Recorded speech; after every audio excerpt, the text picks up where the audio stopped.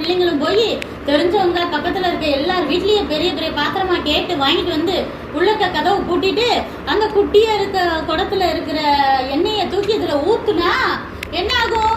ஊத்துனா என்ன ஆகும்? நம்ம ஊத்துனா என்ன ஆகும்? அந்த கொஞ்சோன குடத்துல இருக்க எண்ணெய் மட்டும்தான் அதுல ஒரு பாத்திரத்துல நிரம்பும், மீதத்துக்கு ஒண்ணுமே இருக்காது, அப்படித்தானே? ஆனா அவங்க ஊத்துறாங்க, அந்த குடத்துல இருந்து எண்ணெயா வந்துகிட்டே இருக்கு. ஒரு பாத்திரம் நிரம்பி, 2வது பாத்திரம் நிரம்புது, 3வது 4வதுன்னு அவங்க இருக்கிற அத்தனை பாத்திரமும் நிரம்பிருச்சு எண்ணெயால. அப்ப எவ்வளவு இருக்கும்?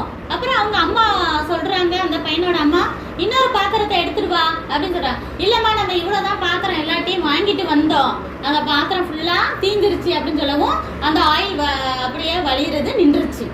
அப்போ ஒரு குடத்துல இத்தினூண்டு எண்ணெய் இருந்தது, இப்ப என்னது இங்க இந்த வீட்டுல இருக்க எல்லா பாத்திரத்துலயும் எண்ணெயா ஆயிடுச்சு.